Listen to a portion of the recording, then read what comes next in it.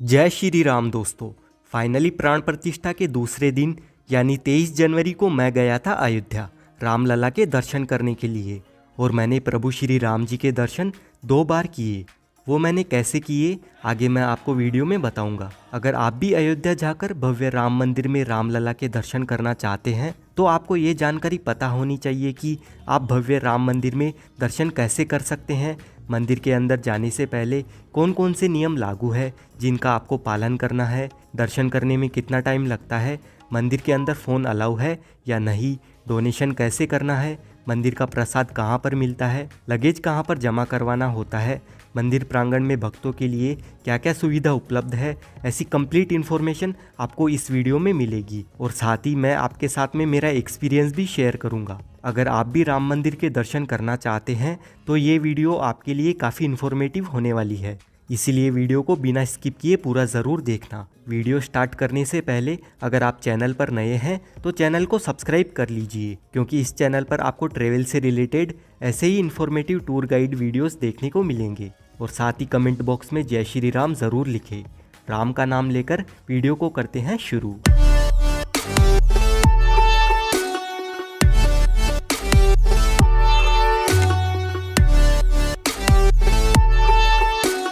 दोस्तों, पहले ही दिन जब मैं प्रयागराज से बस में अयोध्या पहुंचा तो लता मंगेशकर चौक से लेकर राम जन्मभूमि मंदिर जाने वाले द्वार तक यानी राम जन्मभूमि पथ तक लाखों भक्तों की तादाद उमड़ रही थी। करीब 10 लाख श्रद्धालु प्राण प्रतिष्ठा के होने के बाद दूसरे दिन मंदिर में दर्शन करने के लिए पहुंच चुके थे। राम जन्मभूमि पथ से लेकर मंदिर के सर्विस गेट तक दर्शन करने आए लोगों की लाइन लग चुकी थी।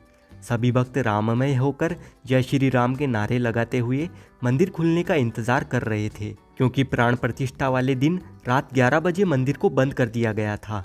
फिर दूसरे दिन आम श्रद्धालुओं के लिए मंदिर को दोपहर के 2:30 बजे खोला गया था। सुबह से इंतजार कर रहे श्रद्धालुओं को जैसे ही पता चला कि मंदिर के कपाट दर्शन करने के लिए अब खुल चुके हैं, तब व्यवस्था के अनुसार सभी लोग लाइन में लगकर प्रभु श्री राम जी की एक झलक पाने के लिए उत्सुक थे और राम नाम में लीन होकर मंदिर जाने के लिए अपनी बारी का इंतजार कर रहे थे। उन सब राम भक्तों में मैं भी एक था। 3 बजे हम लोग लाइन में लगे थे और हमें पूरा 1 घंटा लग गया था सिर्फ राम जन्मभूमि के भव्य द्वार तक आने के लिए। यहाँ से शुरू हो जाता है मंदिर जाने वाला रास्ता और आपको हर एक कदम पर पुलिस या गार्ड देखने को मिल जाते हैं। यहाँ पर सिक्योरिटी इतनी टाइट है कि मानो परिंदा भी पर नहीं मार सकता है। पहले ही दिन सिक्योरिटी के लिहाज से इतना ज़्यादा कोई रेस्ट्रिक्शन नहीं था, इसीलिए जल्दी जल्दी हम लोग आगे बढ़ते जा रहे थे और 5 बजे तक हम मंदिर प्रांगण में जाने वाले मेन 4 मुख्य द्वार में से एक द्वार तक पहुंच गए थे। बल्कि हमें मुख्य द्वार से काफ़ी पहले ही मंदिर का शिखर दिखाई देना स्टार्ट हो जाता है और ये है मंदिर का सबसे महत्वपूर्ण और फर्स्ट गेट। हम जब इसे स्क्रीन पर देखते हैं तो ये काफ़ी छोटा दिखाई देता है, लेकिन जब आप खुद यहाँ पर आकर इसे देखोगे तो ये बहुत ही बड़ा द्वार दिखाई देगा। दोस्तों, फाइनली हम लोग मंदिर के अंदर पहुँच चुके थे। मंदिर को देखकर मैं तो मंत्रमुग्ध हो गया था। इतने विशाल और इतने भव्य मंदिर को जब हम टीवी में या फिर फ़ोन में देखते हैं तो मंदिर को कैमरा जस्टिफाई नहीं कर पाता है। अगर आपको एक भव्य आनंद की अनुभूति लेनी है तो आपको स्वयं यहाँ पर आना होगा और खुद ही इसे एक्सपीरियंस करना होगा। ये मंदिर इतना विशाल है कि इसकी चकाचौंध देखकर मेरी तो आंखें चकरा रही थी। मुख्य मंदिर के अंदर फ़ोन से रिकॉर्ड करना अलाउ नहीं था, तो फ़ोन को किया हमने बंद और मंदिर के अंदर प्रवेश करते ही हमें रामलला की मनभावन मूर्ति दूर से ही दिखाई देना शुरू हो जाती है। हमारे दर्शन शाम के 5:30 बजे के आसपास हुए और सिर्फ 10 से 15 सेकंड के लिए ही हमें प्रभु श्री राम जी के अलौकिक दर्शन प्राप्त होते हैं। वो 10 से 15 सेकंड हमारे जीवन के सबसे यादगार क्षणों में शामिल हो जाते हैं। दोस्तों, जब आप मंदिर के अंदर जाओगे और रामलला की अलौकिक मूर्ति को देखोगे तो आप अपने आप भावुक हो जाओगे। आपकी आंखों से अपने आप आंसू आ जाएंगे और अगर आप पूरी श्रद्धा के साथ मंदिर में जाएंगे तो आपको साक्षात मूर्ति में रामलला के दर्शन होंगे और आपको ऐसा लगेगा कि अगले ही पल सब कुछ बदल जाएगा। और ऐसा होता भी है।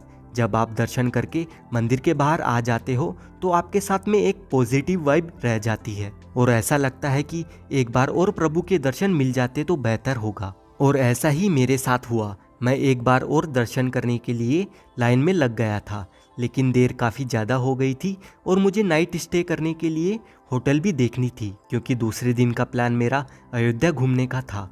इसीलिए मैं वापस लौट आया। और दूसरे दिन सुबह सुबह सरयू नदी में स्नान करके हनुमानगढ़ी में दर्शन करने के बाद में मैं राम जन्मभूमि पथ पर आ गया था। यहाँ पर ठंड इतनी ज़्यादा है कि धुंध में आपको कुछ भी दिखाई नहीं देता है। ज़्यादा कोहरा होने की वजह से सूर्य देव जी के तो दूर दूर तक दर्शन नहीं हो पाते हैं। दूसरे दिन सब कुछ चेंज हो गया, यानी गाइडलाइंस चेंज हो गई।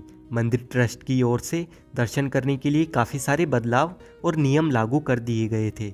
मतलब आप जिस गेट से दर्शन करने जाते हैं आपको रिटर्न दूसरे गेट से आना होता है और आप मंदिर के अंदर कुछ भी नहीं ले जा सकते हैं। अगले दिन भी दर्शन करने आए लोगों की तादाद उतनी ही थी, बस सब कुछ व्यवस्था के अनुसार चल रहा था। यहाँ से जब आप देखोगे तो पूरे राम जन्मभूमि पथ के रास्ते की खूबसूरती साफ तौर पर झलकती है। मंदिर जाने वाले साइड और आने वाले साइड पर सिस्टेमेटिक तरीके से बैरियर भी लगा दिए गए हैं और अनाउंसमेंट होती रहती है कि आप मंदिर के अंदर घड़ी, फोन, बैग, पान मसाला, तंबाकू कोई भी आइटम नहीं ले जा सकते हैं सिवाय अपने पर्स के। सबसे पहले यहाँ पर आपके लगेज की चेकिंग होती है। यहाँ पर बहुत सारे चेकिंग काउंटर्स बनाए गए हैं। अपना लगेज चेक करवाने के बाद आप इस प्रांगण में आ जाएंगे। थोड़ी दूर चलने के बाद यहाँ पर आपको अपने जूते चप्पल रखने के लिए बहुत ही बढ़िया फैसिलिटी प्रोवाइड की गई है। अगर हम किसी और मंदिर में जाते हैं तो वहाँ पर ऐसे ही अपने जूते चप्पल रख देने होते हैं, तब आपको उन्हें ढूंढने में दिक्कत होती है। और कल खुद मुझे अपने जूते ढूंढने में प्रॉब्लम्स आई थी, क्योंकि पहले दिन भीड़ इतनी ज़्यादा थी कि मंदिर ट्रस्ट की ओर से सब कुछ कंट्रोल कर पाना मुश्किल था। यहाँ पर हम अपने जूते चप्पल लटका सकते हैं और हर एक हुक पर नंबरिंग दी गई है, जिससे कि आपको ढूंढने में आसानी रहती है। यहाँ पर इस वाले कॉम्प्लेक्स में हमें हमारा सामान जमा करवाना होता है, जिसमें सभी आइटम्स इंक्लूड होते हैं। आपका सामान जमा होने के बाद आपको एक चाबी दी जाती है, जो कि एक लॉकर की होती है। उसी लॉकर में आपका सामान रखा जाता है और चाबी आपको दे दी जाती है। इस कॉम्प्लेक्स में यहाँ पर बहुत सारे लॉकर्स काउंटर्स बने हुए हैं और इन लॉकर्स रूम्स में बहुत सारे लॉकर्स रखे हुए हैं और यहाँ पर ये भी एक बहुत ही बढ़िया सुविधा उपलब्ध है। साथ ही पीने के पानी के लिए जगह जगह पर ड्रिंकिंग वाटर फैसिलिटीज़ भी अवेलेबल है और बैठने के लिए चेयर्स की सुविधा भी मिल जाती है। जब तक आपका कोई फैमिली मेंबर लगेज जमा करवाता है तब तक आप यहाँ पर वेट कर सकते हैं। यहाँ से आगे जाने पर आपकी पर्सनली चेकिंग की जाती है। महिलाओं और पुरुषों की लाइन अलग अलग होती है। दोस्तों, इस दिन मेरे दर्शन सिर्फ 2 घंटे में ही हो गए थे। दर्शन हो जाने के बाद जब आप मंदिर प्रांगण के बाहर आ जाएंगे तो आपको डोनेशन काउंटर्स नजर आएंगे। यहाँ पर आप इन काउंटर्स पर मंदिर के लिए दान भी कर सकते हैं। मंदिर को लेकर लोगों में इतनी आस्था जुड़ी हुई है कि पहले ही दिन भक्तों ने मंदिर में 3 करोड़ 17 लाख का दान चढ़ा दिया था। अगर आप भी दान करते हैं तो आपको एक सर्टिफिकेट भी दिया जाता है और दान करने के लिए आप सिर्फ कैश लेकर जाए, क्योंकि ऑनलाइन पेमेंट की अभी कोई खास सुविधा उपलब्ध नहीं है। दान करने के लिए काउंटर्स पर आपको अपना आधार कार्ड देना होता है और फ़ोन नंबर बताने होते हैं। तब आपके फ़ोन में तुरंत एक मैसेज आता है कि आपने राम मंदिर में डोनेशन दिया है। साथ ही आपको तुरंत अपने नाम का सर्टिफिकेट भी दे दिया जाता है। और जब आप प्रांगण के बाहर आते हैं वहीं आपको एक छोटी सी पूड़ी में प्रसाद भी मिल जाता है। इन सभी के अलावा अगर बात करें मंदिर की टाइमिंग के बारे में, यानी कि मंदिर दर्शन के लिए कब खोला जाता है और शाम को मंदिर कब बंद होता है, तो फिलहाल भारी मात्रा में दर्शन करने आ रहे श्रद्धालुओं को देखते हुए मंदिर के कपाट सुबह 6 बजे से रात 10 बजे तक दर्शन के लिए खुले रखे जा रहे हैं। लेकिन जैसे ही आने वाले समय में व्यवस्था बन जाएगी तब मंदिर सुबह 7 बजे से दोपहर 11:30 बजे तक और इसके बाद 2 बजे से 7 बजे तक मंदिर भक्तों के लिए खुला रहेगा और सिर्फ दोपहर में करीब 2.5 घंटे भोग और विश्राम के लिए मंदिर बंद रहेगा। हमारा अगला सवाल है कि मंदिर में आरती की टाइमिंग क्या है। तो देखिए, मंदिर में रामलला की 3 बार आरती होती है। पहली आरती सुबह 6:30 बजे होती है, जिसे जागरण आरती या श्रृंगार आरती कहा जाता है। दूसरी आरती दोपहर 12 बजे, जिसे भोग आरती कहते हैं, और तीसरी शाम को 4:30 बजे, जिसे संध्या आरती कहा जाता है। अगर आप भी राम मंदिर आरती में शामिल होना चाहते हैं तो आपको श्री राम जन्मभूमि तीर्थ क्षेत्र ट्रस्ट से पास लेना होगा, तभी आप आरती में सम्मिलित हो सकते हैं और एक बार में सिर्फ 30 लोग ही आरती में शामिल हो सकते हैं। तो दोस्तों, ये थी राम मंदिर में दर्शन करने की संपूर्ण जानकारी। दोस्तों, वैसे तो मैंने डिटेल में सभी जानकारी दे दी है, लेकिन फिर भी आपके मन में इस वीडियो के रिगार्डिंग कोई डाउट है या फिर कोई सवाल है तो आप हमें कमेंट करके बता सकते हैं। और अगर आपने अभी तक चैनल को सब्सक्राइब नहीं किया है तो प्लीज़ कर लीजिए और वीडियो अच्छा लगा है तो वीडियो को लाइक करें और आप जिस किसी के साथ में भी अयोध्या जाना चाहते हैं उनके साथ इस वीडियो को शेयर करें। अब आप देख सकते हैं ये अयोध्या का टूर गाइड वीडियो। इस वीडियो में आपको अयोध्या घूमने की कंप्लीट इन्फॉर्मेशन मिल जाएगी। मिलते हैं आपसे नेक्स्ट वीडियो में, तब तक आप ये वाला वीडियो देखिए। जय श्री राम।